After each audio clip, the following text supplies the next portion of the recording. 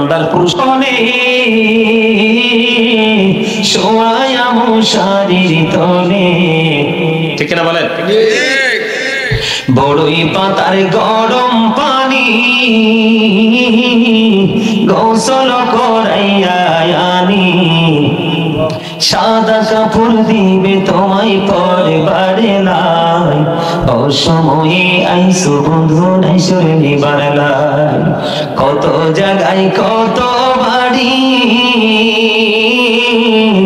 আমি কি সইতে পারি, 3.5 হাত জায়গা দিবে সইবারে নাই, অসময়ে আইসো বন্ধু নাইসরে নিবার লাই। ঠিক না বলেন? বাস্তব কথা কিনা? আরো জোরে বলেন, বাস্তব কথা কিনা? মরণের কথা মানুষ স্মরণ কেন করো না, আজরাইলা সিনে কারো কফিয়ত চলবে না, আজরাইলা সিনে কারো কফিয়ত চলবে না। তওবা নামে গাছটি আছে, পাতায় পাতায় লেখা আছে মানুষে হায়াত, সেই পাতা ঝরিয়া গেলে, সেই পাতা ঝরিয়া গেলে মতের নিশানা, আজরাইলা সিনে কারো কফিয়ত চলবে না। সিকান্দার রেখে বাদশাহ ছিলেন, তার মতো আর ধনী লোক কেহই না ছিলেন, খালি হাতে চলে গেলেন, খালি হাতে চলে গেলেন, কিছুই নিতে পারলেন না, আজরাইলা সিনে কারো কফিয়ত চলবে না। ঠিক না বলেন? জাহান্নামী যারা হবে, জাহান্নামীদেরকে নিয়ে আমি কি বলবো বন্ধু, কেমন করে বলবো? ওই কবরে যারা যাবে, হাসরে যারা একত্রিত হবে, তাদের ভয়ঙ্করতা এত গভীর হবে রে বন্ধু, মানুষগুলো সেদিন সহ্য করতে পারবে না, এইটা নিতে পারবে না। কেমন করে মানুষগুলো সহ্য করবে? আমার দিকে তাকান, আল্লাহর পবিত্র কালামে হাকিমের মধ্যে এসেছে জাহান্নামীদের জন্য একটা খাবার বরাদ্দ, যেটার নাম হলো বন্ধু জাক্কুম। নাম শুনছেন নি? কাঁটাযুক্ত বিষাক্ত ফল জাক্কুম। এটা বর্তমানে যদি এই শীতলাই পড়বো পাড়ার জমিনে, ওই নাজমা মঞ্জিলের এই জমিনের মধ্যে যদি একটা ফোঁটা জাক্কুম পড়ে রে, গোটা পৃথিবীর মাটি বন্ধ তাৎক্ষণিক ভাবে বিষাক্ত হয়ে যাবে। এই পৃথিবীর বুকে কখনোই কোনো শস্য ফল ফসলে জন্মানো যাবে না, ফলানো যাবে না, এবং এটা বিষাক্ত হইলে ওই বীজ পর্যন্ত বন্ধ ওঠানো যাবে না। ওই জাক্কুম নামক ফল বন্ধু ওই পাপীদের জন্য বরাদ্দ। এটা এত বিষাক্ত হবে, ওই পৃথিবীর শীতলার জমিনে একটা ফোঁটা পড়লে গোটা পৃথিবীর মাটি যদি বন্ধু বিষাক্ত হয়ে যায়, তাহলে এটার ভয়ঙ্করতা কত গভীর হতে পারে এটা কল্পনা করেও খুঁজে বের করা যাবে না। কিন্তু এই ভয়ঙ্কর খাবারটাই জাহান্নামীকে খাইতে হবে। নাউজুবিল্লাহ বলেন না? এই ভয়ঙ্কর খাবারটা জাহান্নামীকে কি করতে হবে? খাইতে হবে। আপনি খাবো না বলে বাঁচতে পারবেন না, দৌড়ও দিতে পারবেন না, মরতেও পারবেন না, ওখান থেকে অদৃশ্য হতে পারবেন না। বাঁচার সুযোগ নাই, মরার সুযোগ নাই, পালাবার সুযোগ, দৌড় দিয়ে যাইতে পারবে? আল্লাহ বলছে, আল্লাহ ধরবে খুব শক্ত করি, খুব পাকড়াও করবে, খুব শক্ত পাকড়াও। এই জাক্কুম নামক ভয়ঙ্কর ফল তাকে খাইতেই হবে, খাইতেই থাকবে, খাইতেই থাকবে। কিন্তু মরণ, এই পৃথিবীতে তো মানুষের একবার মরণ আছে, আছে না নাই? কথা বলেন না কেন? আছে। একবার মরণ আছে না মানুষের? কথা বলেন। আগুনে মোম লাগলে তো মোমটা গলে যায়, বরফে পানি লাগলে কি হয়ে যায়? বরফ গলে নিশ্চিহ্ন হয়ে যায়, তাই কিনা বলেন? হয় কি হয় না? হয়। কিন্তু মানুষের পাপের সাজাটা তো ভয়ঙ্কর হবে, মানুষের পাপের সাজাটা তো মর্মান্তিক হবে, যেটা আমি আপনাদেরকে বোঝাতে পারবো না। আগুনে পড়বে ঠিকই, কিন্তু পোড়াবে।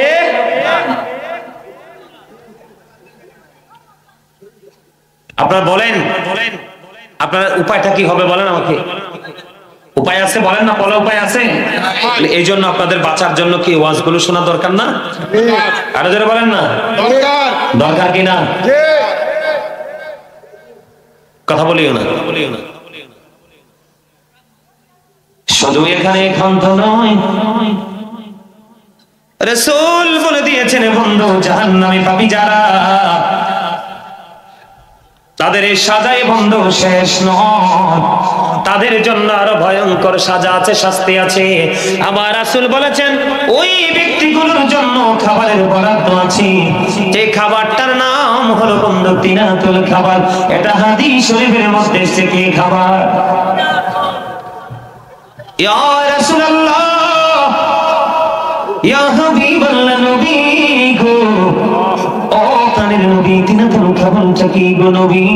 আমার রাসূল বলেছে, ও হতভাগা আমার উম্মতেরা, দুনিয়া নবী আমার উম্মতেরা রে, একটুখানি বোঝার চেষ্টা করো, কত করুণ হবে ওপারটা তোমার। ইয়া রাসূলুল্লাহ, ইয়া হাবিবাল্লাহ, নবী গো, এই তিনাতুল খাবারটা হলো গো আর একটা জাহান্নামের নিংড়ানো রক্ত পুঁজ তোমার ঘাম। আওয়াজ তোলে বলেন না নাউজুবিল্লাহ। মানুষের শরীরে বিষ পোড়া হয় কি হয় না? আরো জোরে বলেন, হয় কি হয় না? কাটলে মানুষের শরীরে পচন হয় না কিনা? পুঁজ বের হয় কিনা? অবন্ধ এই তিনাতুল খাবারটা এমন একটা নিকৃষ্ট জিনিস, মা জাহান্নামী বলে যাবে, পচে বন্ধ দুর্গন্ধ যুক্ত হয়ে যাবে, লিকুইড হয়ে যাবে রে। এটা আর একটা পাপী মুনাফিক জাহান্নামের জন্য এটা খাবার হিসাবে রূপান্তরিত হবে। তোমাকে খাইতে হবে, তুমি কোনো অজুহাতে বাঁচতে পারবা না। আমার আল্লাহ বলেছে মরতেও পারবা না, চাইলে পালাইতেও পারবা না। তুমি যদি কোনো সাহায্যকারী খোঁজো, তোমার জীবনে সাহায্যকারীও তুমি খুঁজে পাবা না, কারণ এই ওয়াজ আমার লাগে আমাদেরকে সরিয়ে দিয়েছে। আমার কথা কি আপনারা বুঝতে পারছেন? আরো যারা বলেন না বন্ধু, এখানে শুধু ক্ষান্ত নয় রে, এই দুনিয়াতে আপনি অন্য খাবার কম খান বা বেশি খান, কিন্তু পানি ছাড়া আপনার আমার বাঁচার কোনো উপায় নাই।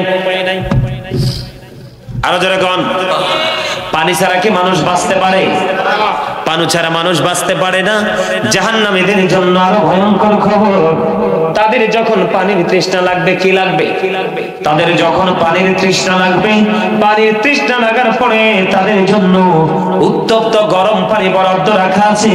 ওই উত্তপ্ত গরম পানি তাদেরকে খাইতে দেওয়া হবে।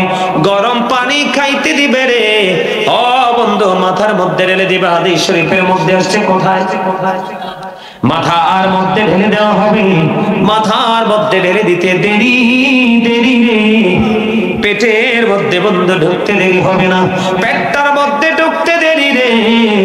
ও বন্ধু, দুই রানের মধ্যখান দিয়ে মোমের মধ্যে আগুন লাগলে যেমন ভিতর থেকে গলে গলে সব বের হয়ে আসে, ঠিক তেমনি ভাবে দুই রানের মধ্যখান দিয়ে ভিতর থেকে সব গলে গলে বের হবে। তুমি চিৎকার করতে থাকবে, তুমি হাহাকার করতে থাকবে, তুমি কান্নাকাটি করতে থাকবে। ও বন্ধু, আল্লাহ বলেছে ওমানিস যালিমিনা মিন আনসার, তুমি তো জুলুম করেছো, তোমার জন্য কোনো সাহায্যকারী নাই। তুমি যতই চিৎকার করো, যতই কান্নাকাটি করো, তোমাকে কেউ বন্ধু সাহায্য করবে না। জাহান্নামে পড়ে পড়ে এক একটা পাপের জন্য মানুষ এক এক ধরনের সাজা ভোগ করবে।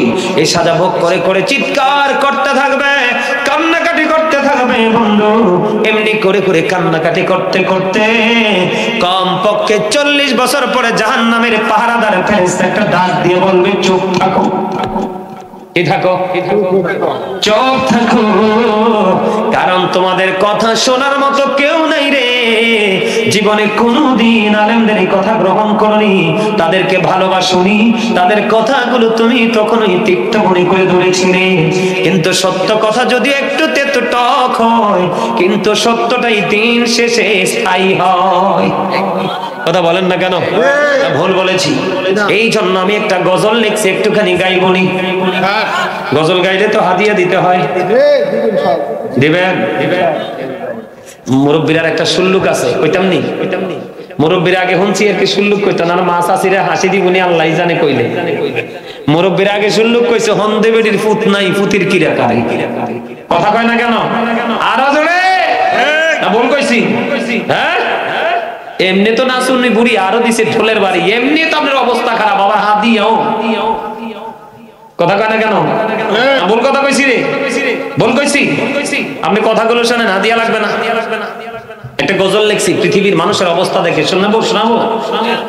জুলুম যারা করলা বন্ধু, হারাইলা দুকুল, জনম জনম কি দিও তোমার অবিনাম আসল, একবার ভেবে দেখো না তোমার কোথায় ঠিকানা, একবার ভেবে দেখো না তোমার কোথায় ঠিকানা। এখনো তো আছে সময়, এখনো তো আছে সময়, বোঝো তোমার ভুল, জনম জনম কি দিও তোমার হবে না মাসুল। বলেন জনম জনম কি দিও তোমার হবে না মাসুল। বৃষ্টি যখন আসে বন্ধু শীতল মরুভূমি, তওবা করো ক্ষমা পাবি বলে গেলাম আমি। বৃষ্টি যখন আসে বন্ধু শীতল মরুভূমি, তওবা করো ক্ষমা পাবে বলে গেলাম আমি। তোমার জীবন মোহনা কোথায় সে তো জানো না, তোমার জীবনে মোহনা কোথায় সে তো জানো না। ক্ষমা যদি না পাও বন্ধু পাবে না তো কোন, জনম জনম কি দিও তোমার হবে না মাসুল। বলেন জনম জনম কি দিও তোমার হবে না মাসুল। কথাকে বুঝে আসছে? আপনাদের তো এমনি পছন্দ করেন না, আবার যদি গজল গাই কাইলে বিন্না লুটকে হুজুরে আইয়া গজলে গাইছে। গজল দরকার? শোভন ভাই কইছে গজলে দরকার, আপনাদের কি গজল দরকার আছে? আছে? একটা গজল গাইবো? এটা আমার লেখা, একটু গাইবো? খাঁচা চিরে যায় রে পাখি, চলে চিনদেশে, কুল কিনারা পাই না খোঁজে, গুড়ে পাগল বেশে রে, গুড়ে পাগল বেশে। বলেন খাঁচা ছেড়ে যায় রে পাখি, চলে চিনদেশে, কুল কিনারা পাই না খোঁজে, গুড়ে পাগল বেশে রে, গুড়ে পাগল বেশে। কি লাভ হবে এখন তোমার ভাবনা চিন্তা করে, এখন তুমি বন্দী আছো আপন মনের ঘরে, চাইলেও তুমি পারবে না যেতে শান্তি সুখের নীড়ে, কুল কিনারা পাই না খোঁজে, গুড়ে পাগল বেশে রে, গুড়ে পাগল বেশে। বুঝছেন নি কিছু? অনলাইনে পুরোটা গাওয়া আছে, এটা আমার লেখা, আমার সুর, দুটোটাই আমার লেখা, আমার সুর। তার মানে আপনি যখন কবরে যাবেন, আপনি সত্যিটা আপনার চোখের সামনে আসবে, আপনি পাগল হয়ে যাবেন, কিন্তু সেদিন পাগল হয়ে কোনো লাভ হবে না। পাগল যদি হতে পারি এখনই হতে কথা বলে আফসোস উপারে কি করে কোনো লাভ নেই, আফসোস এখানেই করতে হবে। ঠিক না ঠিক? আরো জোরে বলেন, আমার কথা বুঝতে পারছেন সহজে? বন্ধুরে আমার, জাহান্নামের রং, জাহান্নামের বিপদের কোনো শেষ নাই রে বন্ধু। যখন এই পানি মাথায় ঢেলে দেওয়া হবে, মোমের মতো গলে গলে ভিতর দিয়ে দুই ডাইন মধ্যখান দিয়ে বের হতে থাকবে, সেদিন আপনার আমাকে সাহায্যকারী কেউ থাকবে না, কারণ সব পেয়েছেন আপনি, এবং যে যেই কর্ম করবে সে রেজাল্টই সে পাবে। কথা বলেন না কেন? যেমন আমি আবার এক্সাম্পল আপনাদেরকে দেই, আমাদের সমাজে মানুষ বদনাম করে কিনা? মানুষ মানুষকে ছোট করে বদনাম করে কিনা? ঝগড়া লাগাই কিনা? আল্লাহর হাবিব সাহাবাই কেরামদেরকে নিয়ে দাঁড়িয়ে আছেন, খেয়াল করেন আমরা জাহান্নাম কেমন করে রোজগার করতেছি। আল্লাহর হাবিব দাঁড়িয়ে আছেন, সাহাবাই কেরামদেরকে নিয়ে হঠাৎ করে কোন একটা দুর্গন্ধ আসলো। দুর্গন্ধ যখন আসলো, আমার নবীজি প্রশ্ন করলেন, সাহাবীরা রে, তোমরা কি জানো এই দুর্গন্ধ কোত্থেকে এসেছে? ইয়া রাসূলুল্লাহ, না গো না। আমার নবীজি বললেন, এই দুর্গন্ধ এসেছে ওই ব্যক্তি থেকে, ওই ব্যক্তি থেকে দুর্গন্ধ এসেছে যে ব্যক্তি একজন আরেকজনের বদনাম করতেছে, গীবত করতেছে, জোরে জোরে কন্যা নাউজুবিল্লাহ। ওই যে ব্যক্তিটা গীবত করতেছে আর তার থেকে দুর্গন্ধটা আমাদের নাকে এসে গেছে, জোরে জোরে কন্যা নাউজুবিল্লাহ। ওই যে গীবত করনেওয়ালা ব্যক্তি, তার সাজার মধ্যে একটা এক্সাম্পল দেই ছোট্ট করে বন্ধু। আপনি যার বদনাম করতেছেন, কাল হাসরের ময়দানে আপনাকে তার নিকটবর্তী করা হবে।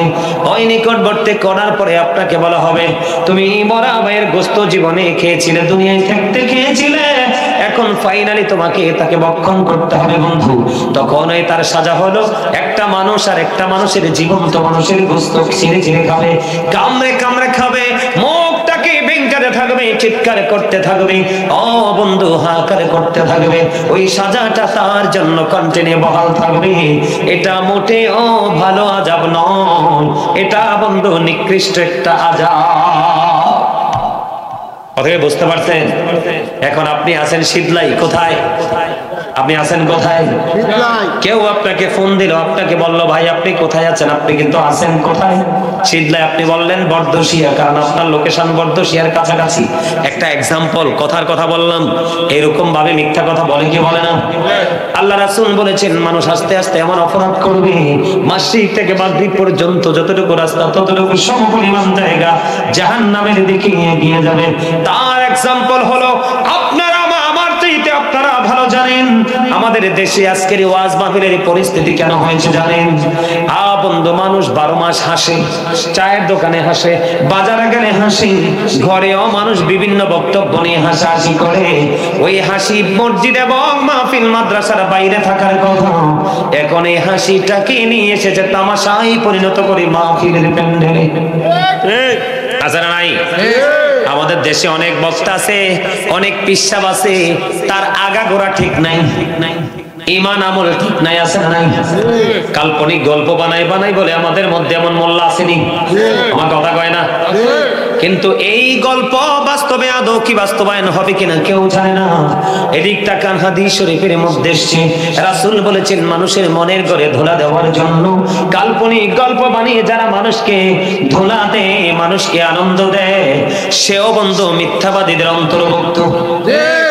এখন কিছু গর্দা, কিছু বোকা, কিছু স্টুপিড বলে, না না না, ওই হুজুর মানুষকে বোঝানোর জন্য এক্সাম্পল দিয়েছে।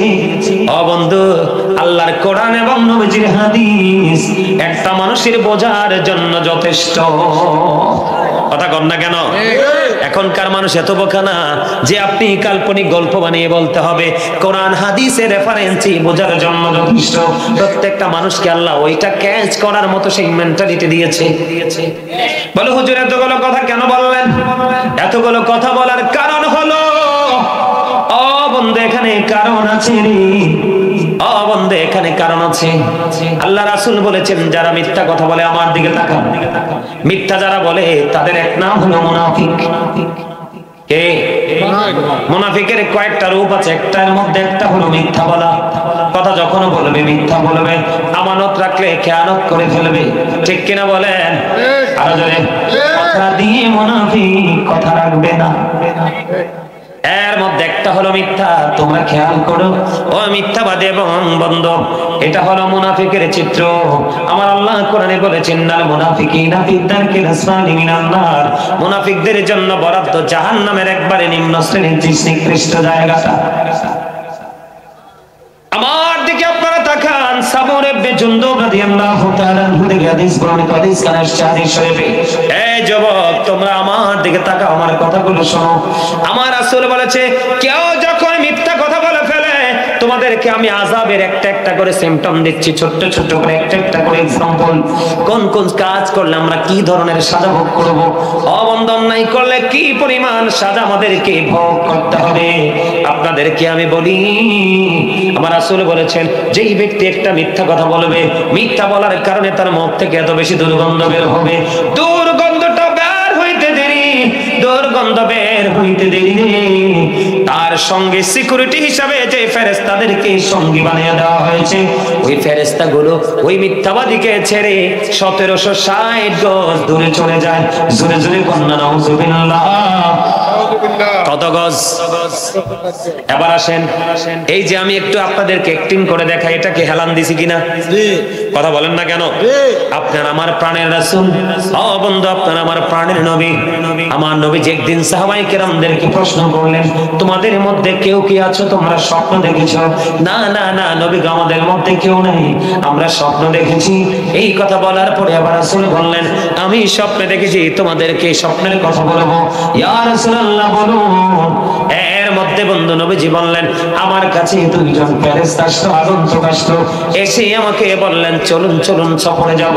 আমার নবী সফরে বের হলো, বের হওয়ার পরে এদিকে তাকান, দেখতে পাইলেন একজন ব্যক্তি এমন এক পরিস্থিতির মধ্যে আছে, তাকে আরেকজন মাথাটার মধ্যে শুধু পাথর মারতেছে, একদিক দিয়ে পাথর মারতেছে, মাথাটা ভেঙে চলে যায়, আরেক দিক দিয়ে বন্ধু পাথরগুলো কুড়িয়ে আনে, কুড়িয়ে আনতে আনতে আবার মাথাটা আইনটেক হয়ে যায়, আবার বন্ধু পাথর মারতে থাকে, এমনি করে করে মারতে মারতে পুরো মাথা তার পুরো ভেঙে চূর্ণ বিচূর্ণ করে দেয়।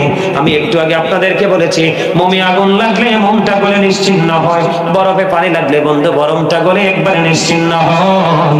কিন্তু জাহান্নামীদের সাজা কন্টিনিউ চলতে থাকবে, কিন্তু তারা কখনোই নিশ্চিহ্ন হবে না, তারা নিশ্চিহ্ন হবে না, সাজা ভোগ করতেই থাকবে বন্ধু।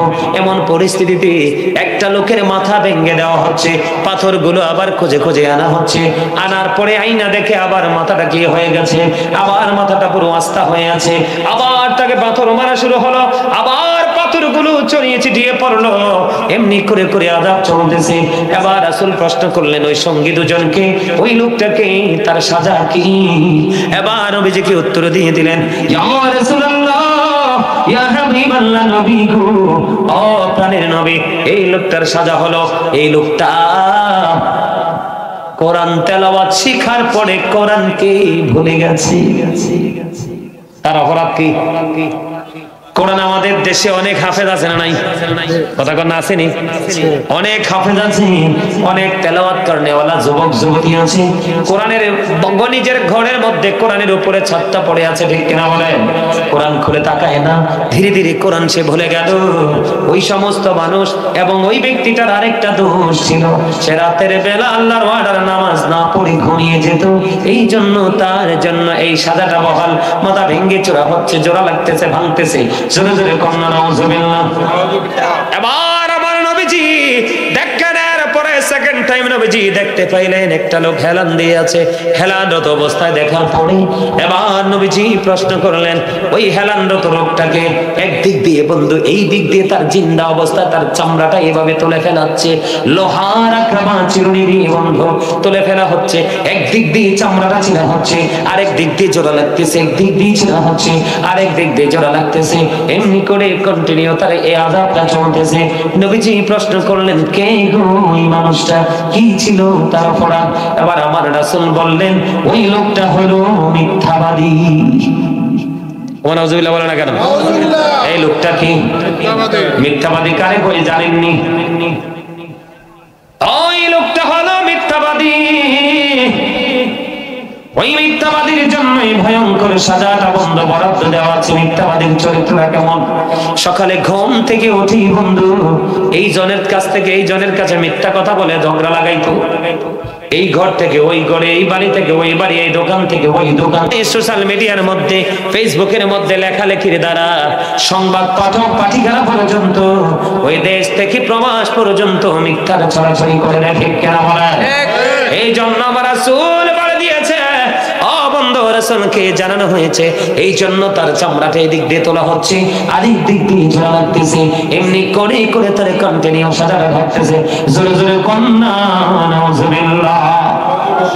আমার আপনার প্রাণের নবী তিনি দেখতে পাইলেন, বন্ধু আমার দিকে তাকান, আমার নবীজি একটা দৃশ্য দেখতে পাইলেন। রক্তের নদীর মধ্যে একটা লোক সাঁতার কাটে, কি করে? কথা কয় না? রক্তের নদীর মধ্যে একটা লোককে তিনি দেখতে পাইলেন, তিনি সাঁতার কাটে। একটা লোককে যখন সাঁতার কাটতে দেখলেন, আর তিনি সাঁতার কেটে কেটে বন্ধু পাড়ে আসতে চায়, কিন্তু পাড়ে আসতে চাইলেই তাকে পাথর দিয়ে আবার ঘুরিয়ে দেওয়া হয়। এমনি করে করে করে করে অনেক চেষ্টা করার পরেও বন্ধু তিনি কি করতে পারলেন না, রক্তের নদীতে সাঁতার কেটে কেটে পাড়ে আসতে পারলো না। প্রশ্ন করা হলো, এই মানুষটা কে রে? রক্তের নদীতে সাঁতার কাটে, সে কোলে আসতে চায় কিন্তু সে কোলে আসতে পারে না। কেন রে, কেন রে? এবার নবীজিকে জানিয়ে দেওয়া হলো, ইয়া রাসূলুল্লাহ, এই লোকটা হলো দুনিয়ার সুদখোর। নাউজুবিল্লাহ। জোরে কন্না নাউজুবিল্লাহ। ডিজিটাল স্টাইলে আপনাদের সমাজে মানুষ সুদ খায়নি, কথা কয় না কেন? টাকা চাইলে কয়, ভাই আমার কাছে একটা টাকাও নাই। সুদের কথা বললে বলে, তুমি কত চাও আমি দিতে চাই, কথা কয় না কেন? আছে না নাই? হাওলাত যখন চাইবে, নাই নাই নাই। সুদে যখন দিবেন কয় কত লাগবে আমি তোমাকে দিতে চাই, আছে না নাই? আমি আপনাদেরকে বলি, টাকা যদি হালাল হয় বাজারও হালাল, বাজার যদি হালাল হয় রান্নাও হালাল, রান্না যদি হালাল হয় খাবারও হালাল, খাবার যদি হালাল হয় আপনার শরীরে রক্ত গোস্ত দুটোই হালাল, কথা কয় না কেন? রাসূল বলেছেন, লা তুকবালু সালাতু বিগাইরি তুহুর ওয়ালা সাদাকাতুন মিন গুলুল। পবিত্রতা ছাড়া ইবাদত কবুল হয় না, হালাল টাকা ছাড়া দান সাদকাও কবুল হয় না। তাইলে সুদখোর বিপদে আসেনি দাদা ভাই, কথা কয় না কেন? আরে সুদখোর বিপদে আসেনি, আমি আছি কোথায়? রক্তের নদীতে। কোন নদীতে? এবার ওই সারা জীবন সুদের টাকা কামাই করছে, ওই টাকা দিয়ে বাজার করছে, রান্না হয়েছে, ওই টাকা খাইছি, ওই টাকা খাওয়ার কারণে, গোস্ত মাছ খাওয়ার কারণে শরীরের মধ্যে রক্ত হয়েছে কি হয়েছে না? আর দেখুন না, এই জন্য আমার আল্লাহ সারা জীবন তুমি কয়টা টাকার মালিক হইলা, হওয়ার পরে সুদ খাইতে খাইতে রক্তের গরিব লোকেদের বডির রক্ত সব চষে নিয়েছো। বন্ধু, গরিব যিনি সুদ দিতেও চিন্তায় টেনশনে সাফার করতে করতে লাকড়ি হয়ে গেছে, আর যেটা সুদ খায় খাইতে খাইতে এটা বন্ধু হেলদি হয়ে গেছে, কথা কয় না কেন? মোটা হয়ে গেছে। এটা আমার কথা নয়, আপনার আমার প্রাণের রাসূল যখন গেলেন মেরাজে, মেরাজে যাওয়ার পরে তিনি জাহান্নামের দিকে নজর দিলেন, নজর দিয়ে চাইয়ে দেখলেন এক একটা মানুষের পেট এক একটা ঘরের মতো বড় বড়। জিবরাইলকে প্রশ্ন করলেন, ভাই জিবরাইল, এরা কারা রে? এবার জিবরাইল বললেন, ইয়া রাসূলুল্লাহ, এরা হলো দুনিয়ার সুদখোর। আপনার আমার প্রাণের রাসূল তিনি বলে দিয়েছেন, বন্ধু, জিবরাইল, তুমি দেখতে পাই নাই মোটা মোটা মানুষগুলো সুদখোর? আমি নবী নজর দিয়ে চাইয়া দেখলাম এদের পেটের মধ্যে সাপ আর বিচ্ছু দেখা যায়। নাউজুবিল্লাহ কয় না কিল্লাই? আরে জোরে, সাপের কাজ কি কামড় দেওয়া কিনা? কথা কয় না? এটা সাজানা। যে ব্যক্তি সুদের মাধ্যমে 1 টাকা উপার্জন করলো, সে যেন তার গর্ভধারিণী মায়ের সাথে 36 বার জিনা করলো। এত আসছে নাউজুবিল্লাহ, নাউজুবিল্লাহ।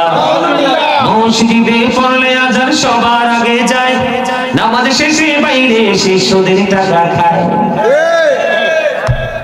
আছে আছে না নাই? আছে। তো ঠিক আছে, তো অস্তে কেন? মসজিদে পড়লে আজান সবার আগে যায়, নামাজ শেষে বাইরে এসে সুদের টাকা খায়, নামাজ হইল নারী তোর নামাজের লইলি না খবর, আমারে ধরলি নামাজে পড়লি নামাজ সারা জীবন ভর, মনে ধরলি নামাজ পড়লি নামাজ সারা জীবন ভর, তোমার নামাজ হইল না রে তোর নামাজের লইলি না খবর। কথা বলে কেন? নামাজের ভিতরে তোমায় মশাই কামড় দিলে, মশা তুমি আগে মারো রুকু সেজদা ফেলে। কথা কয় না কেন? আরো জোরে কোন? তাহলে সুদ যিনি খায়, সুদ যিনি দেয়, সুদের সাক্ষী যিনি হয়, সুদের স্টাম্প যিনি লেখে, সুদের টাকা যিনি কালেকশন করে, সবারই সমান অপরাধ। তাহলে বন্ধু, সুদখোরের পেট ভর্তি থাকবে সাপ, এটা আযাব কিনা? সুদখোর থাকবে রক্তের নদীতে, আযাব কিনা? এবার আসেন আমাদের সমাজের মধ্যে বন্ধু অন্যায় করে কে কোন কাজ করে কোন ধরনের সাজা পাবে এটা একটু বলে নেওয়া, জানে না আপনাদের দরকার কিনা বলায়?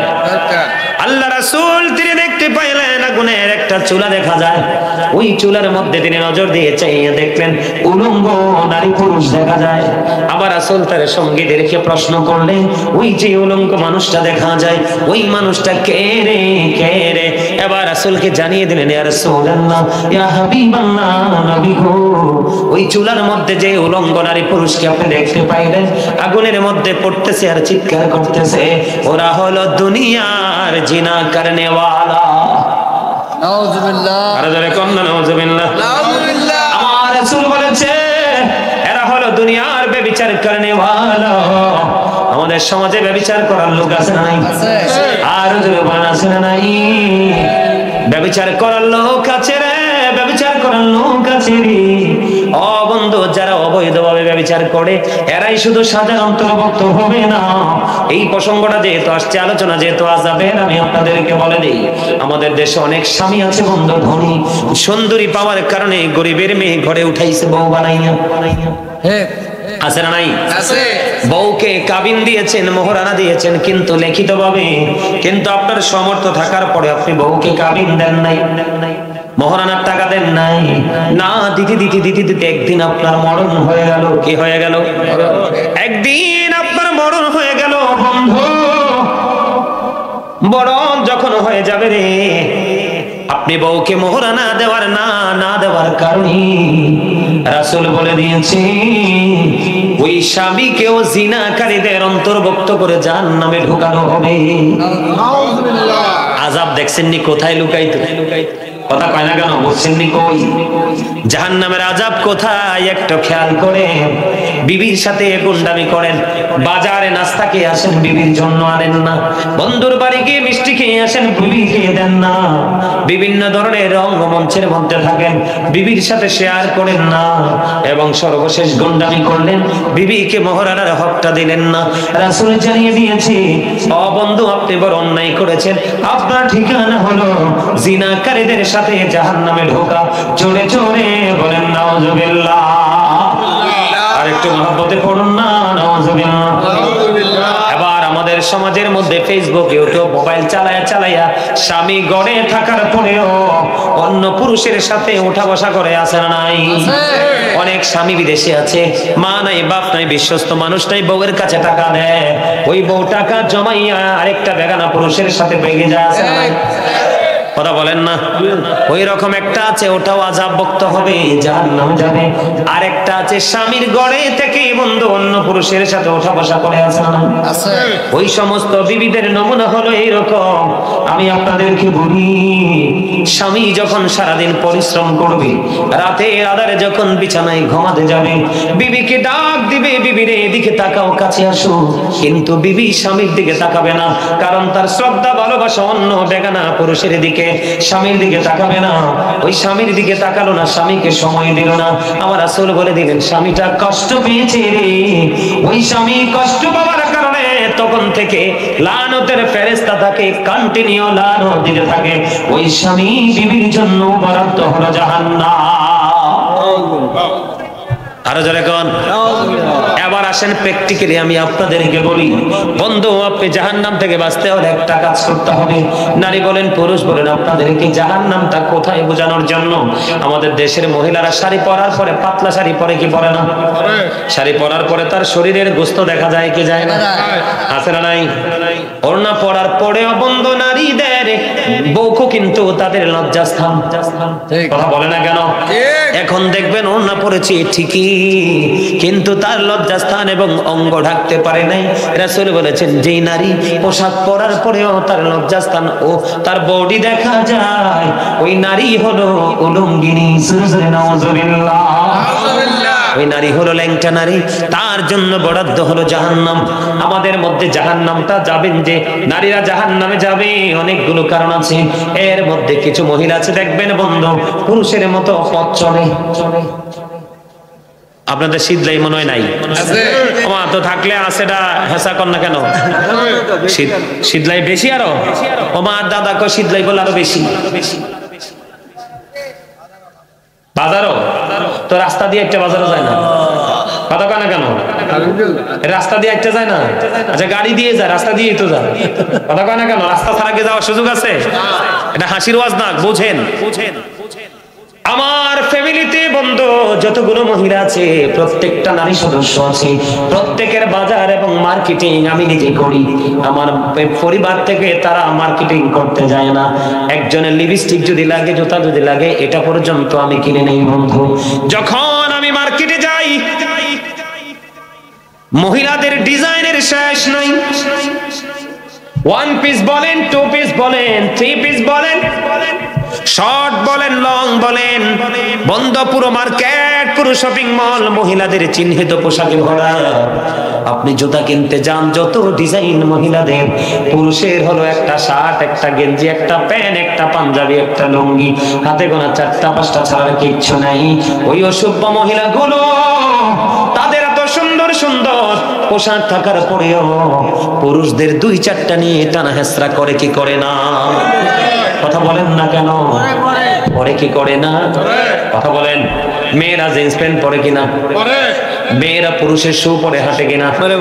আমার রাসূল জানিয়ে দিয়েছে, হাদিস শরীফের মধ্যে এসেছে, ওই নারীরা জাহান্নামে যাবে, তাদের একটা লকব আছে। ওই নারীদেরকে বলা হয় মর্দা মহিলা। কে মহিলা? মর্দা মহিলা। বন্ধু তাদের জন্য জাহান্নামে বরাদ্দ আছে কিনা তুল খাবার, ওই যে জাহান্নামের নিংড়ানো রক্তপুঞ্জ। যেই নারী পোশাক পরবে পুরুষের মতো, হাঁটবে পুরুষের মতো, কথা বলবে পুরুষের মতো, তাদেরকে মর্দা মহিলা, তাদের ঠিকানা হলো বন্ধু জাহান্নাম। এবার আপনারা আমাকে বলেন, আমাদের মধ্যে অনেক ছেলেরা আছে মেয়েদের জিনিস ইউজ করে, কথা কয় না কেন? বিশেষ করে দেখবেন মাথার মধ্যে ব্যান ঝুলায়, তোমার কথা কয় না কেন?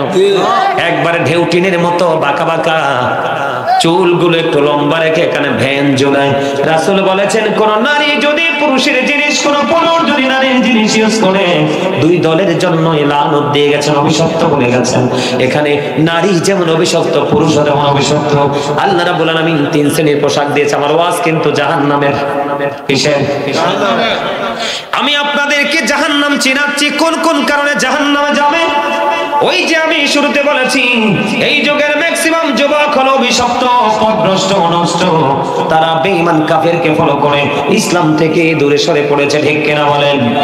আল্লাহ বান্দাকে 3 শ্রেণীর পোশাক দিয়েছে। প্রতিদিন একটা যেটা পরে নরমাল লজ্জাস্থান ঢাকার পোশাক, দ্বিতীয়ত হলো সাজের পোশাক। যেমন ধরেন আমি যে পোশাকটা পরছি সুন্দর কিনা? কথা বলেন না, বাস্তবতা বলেন, সবার চাইতে সুন্দর কিনা? আমার রাসূল বলে দিয়েছে 3 শ্রেণীর পোশাক দিয়েছে আল্লাহ বান্দার জন্য। একটা হলো নরমালি লজ্জাস্থান ঢাকার পোশাক, আর একটা হলো সাজের পোশাক, আর একটা হলো বন্ধু তাকওয়ার পোশাক।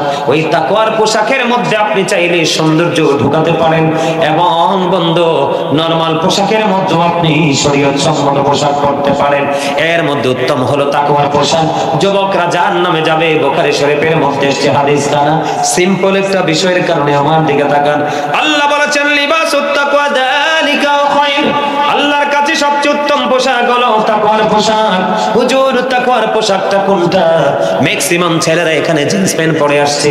ওই জিন্স প্যান্ট একটা ছেলেকে যদি বলি দাঁড়াও, দাঁড়ানোর পরে যদি বলি তোমার শার্টটা একটু ওঠাও, আপনারা দেখবেন নাভির 3 থেকে 4 আঙ্গুল নিচে তার প্যান্টটা। নিচের দিক দিয়ে যদি আপনি নজর দেন, চাইয়া দেখবেন টাকনুর নিচে না, শুধু পায়ের মোড়ার নিচে তার প্যান্টটা।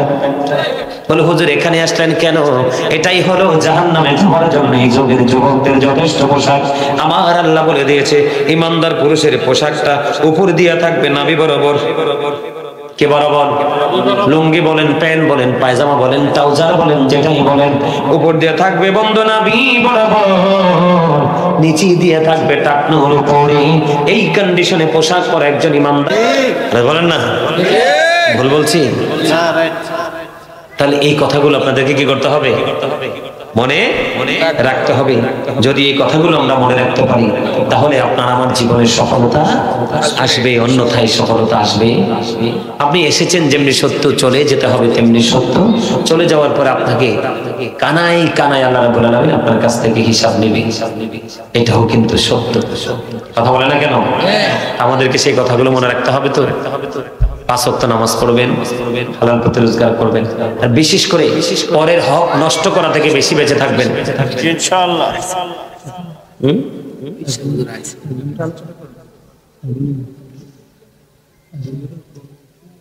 আসে না, আসে এতক্ষণে যেহেতু আসে না, আমি তো শেষ করে দিব, আমি তার উপর বলবো।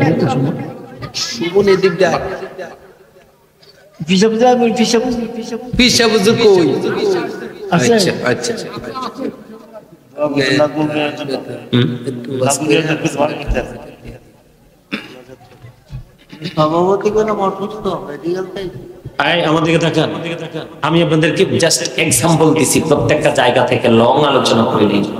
সবসময় বলি যে মানুষের হক নষ্ট করা থেকে বেঁচে থাকবেন। কি করবেন? মনে থাকবে? কারণ মানুষের হকের জবাবটা যে কত কঠিন হবে। হ্যাঁ, জোরে সাইরেলাই দেখিয়ে তো এটা ওয়াজটা মনে হয়েছে। আমি কইরেলাই একটু যে যারা আমাদের দেশে অনেকে আছে না, জোর করে বাড়ি জায়গা জমি দখল করে নেয়, আছে না নাই? আরো জোরে বলে না কেন? আছে না নাই? তার লাঠিয়াল বাহিনী তো থাকে। আল্লাহ রাসূল বলেছে, দেখেন হাদিস শরীফের মধ্যে আসছে, আপনি যদি জানেন এই লোকটা অন্যায় করে, অবিচার করে, মানুষের উপর জুলুম করে, জানার পরে 500 টাকার জন্য, একটা মাছের জন্য, 1 কেজি গোস্তের জন্য, বাজারের দিন 1 ব্যাগ বাজারের জন্য, অথবা কোন সুবিধার জন্য যদি আপনাদেরকে সমর্থন করে থাকেন, আপনি যেন সঙ্গে সঙ্গে মুসলমান থেকে খারিজ হয়ে গেলেন।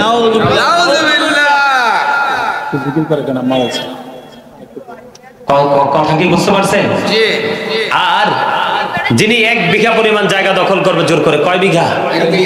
আল্লাহ রাসূল বলেছেন 1 বিঘা পরিমাণ জায়গা জোর করে দখল করার কারণে তার গলার মধ্যে 7টা পৃথিবী ঝুলাই দেওয়া হবে। এই মিয়া, ছোট্ট একটা জিনিসে তো লং টাইম হাতে রাখা যায় না। কথা কম না জানো?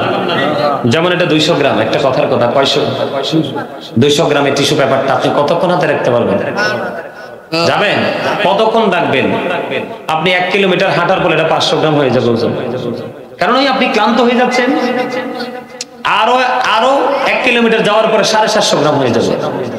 একটা সময় বিরক্ত হয়ে এটা ঝরে পড়ে যাবে। এভাবে কেউ না কেউ আবার উঠিয়ে দিবে। কিন্তু ওপারে একবার ঝরে গেলে কেউ হেল্প করার সুযোগ নেই। আছে? সম্মানিত উপস্থিতি, এই কথাগুলো মনে রাখবেন। এই কথাগুলো মনে রাখতে হলে আপনার জীবনে একজন উস্তাদ প্রয়োজন, সেটা হলো হক্কানি আলেম, হক্কানি আল্লাহর ওলি। ঠিক না? বলেন ঠিক না? আমি একটু জিকির করবো, জিকির করে একটা মোনাজাত দিয়ে দেবো। জিকির করবেন? আমার আল্লাহ আল্লাহ আল্লাহ লা ইলাহা ইল্লাল্লাহ, আল্লাহ আল্লাহ আল্লাহ লা ইলাহা ইল্লাল্লাহ। মনটায় আমার চাইছি শুধু যেতে মদিনায়, আরে অবুঝ মনের বোঝাই যত সে তো বোঝে না নবীজি। আল্লাহ আল্লাহ আল্লাহ লা ইলাহা ইল্লাল্লাহ, আল্লাহ আল্লাহ আল্লাহ লা ইলাহা ইল্লাল্লাহ। না জানি তো বাইতে নৌকা, না জানি সাঁতার, বাইতে নৌকা না জানে সাঁতার, দয়া করে পার করিও জাহান্নাম মাঝার নবীজি। আল্লাহ আল্লাহ আল্লাহ ইল্লাল্লাহ আল্লাহ আল্লাহ আল্লাহ ইল্লাল্লাহ। আপন নূর দিয়া আল্লাহ করিয়া সৃজন, আরশের পরে কুরসির তরে রাখিলেন গোপন নবীজি। আল্লাহ আল্লাহ আল্লাহ লা ইলাহা ইল্লাল্লাহ আল্লাহ আল্লাহ আল্লাহ লা ইলাহা ইল্লাল্লাহ। মক্কা ছেড়ে প্রাণের নবী মদিনাতে যায়, মহির দেশের জন্য নবী ফিরে ফিরে চায় নবীজি। আল্লাহ আল্লাহ আল্লাহ লা ইলাহা ইল্লাল্লাহ। পিপাসাতে চটপট করবি উম্মতি গুনাহগার, রোজ হাসরে পিলাইবেন শরবতে কাউসার নবীজি। আল্লাহ আল্লাহ আল্লাহ লা ইলাহা ইল্লাল্লাহ লা ইলাহা ইল্লাল্লাহ মুহাম্মাদুর রাসূলুল্লাহ সাল্লাল্লাহু আলাইহি ওয়াসাল্লাম।